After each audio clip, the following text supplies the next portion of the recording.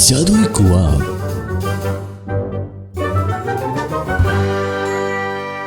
किशन की बुआ की शादी होनी थी। बुआ सुंदर और गुणी थी, इसलिए रिश्ता बहुत बड़े घर से आया था। पर इन लोगों के पास इतने पैसे नहीं थे कि वो धूमधाम से अपनी बेटी को विदा कर सके। यही सोच सोच के किशन की मम्मी सरला और पापा अजय बड़े परेशान थे। उनकी परेशानी देखकर किशन भी बेचैन था।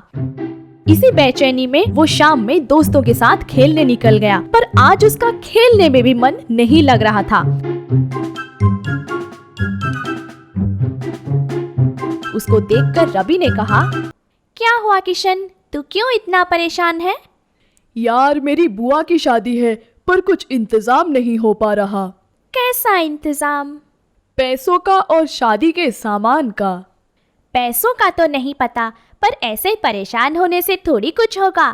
चल हम घूम कर आते हैं।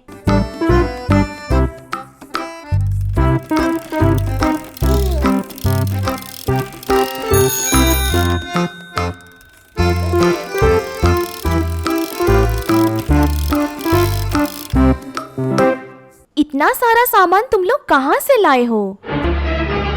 माँ, अब बुआ की शादी में कोई दिक्कत नहीं होगी। आप और पापा आराम से शादी की तैयारियां कीजिए। सामान का इंतजाम हो गया है। बस इतना ख्याल रखना कि ये सामान बुआ की शादी के बाद हमें लौटाना होगा। पर इतना सारा सामान तुम कहाँ से लाए हो?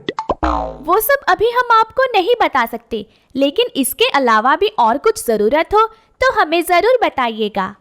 इतना कहकर वो दोनों पूरा सामान घर पर उतारकर कई चक्कर लगाकर सारा सामान घर पहुंचा दिया। शादी का दिन आया, बहुत सारे मेहमान आए।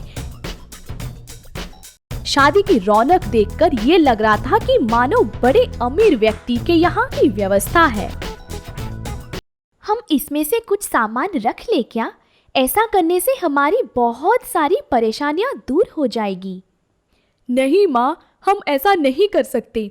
ये जिसने भी दिया है उसने हमें बड़े विश्वास के साथ दिया है, और उसका सामान ना लौटाना विश्वासघात होगा। पर इतना सारा सामान तुम कहाँ से लाए? उस दिन जब आप दोनों बहुत परेशान थे, मैं भी बहुत दुखी और परेशान था।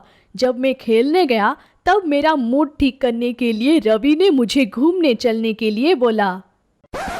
कितना अच्छा होता ना अगर हम जो सोचते वो हमारे सामने हाजिर हो जाता। अगर ऐसा होता तो कभी किसी इंसान के जीवन में कोई तकलीफ नहीं होती।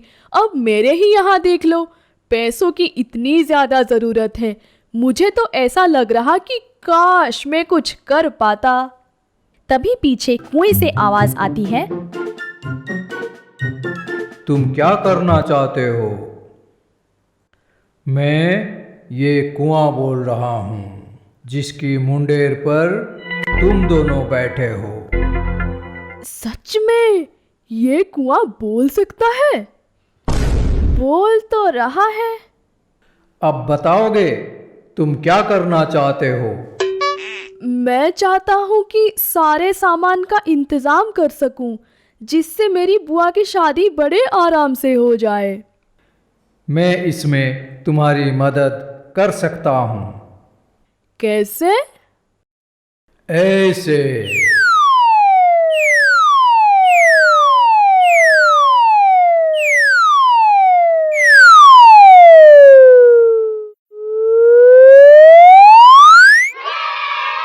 क्या मैं इन्हें ले सकता हूँ? हाँ, तुम्हारे लिए ही निकाला है मैंने ये सब। बस इस्तेमाल करने के बाद ये सब लौटा देना। पर तुम इन्हें ले कैसे जाओगे? हम एक काम करते हैं, अपनी अपनी साइकिल ले आते हैं और उससे धीरे धीरे सारा सामान तुम्हारे घर पहुंचा देंगे। ठीक है।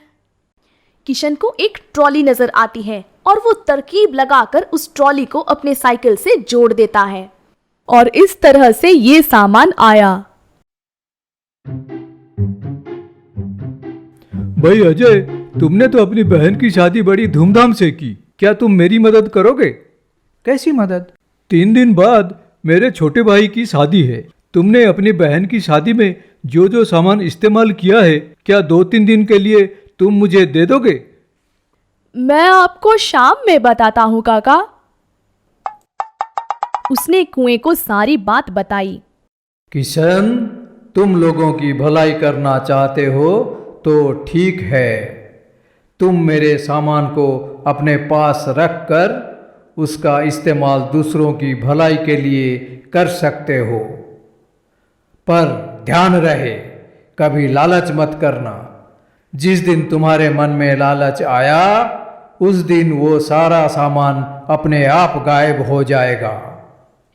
ठीक है, मैं कभी लालच नहीं करूँगा और जितना ज़्यादा से ज़्यादा हो सकेगा उतना मैं लोगों की भलाई करूँगा। ये कहकर वो घर आ गया।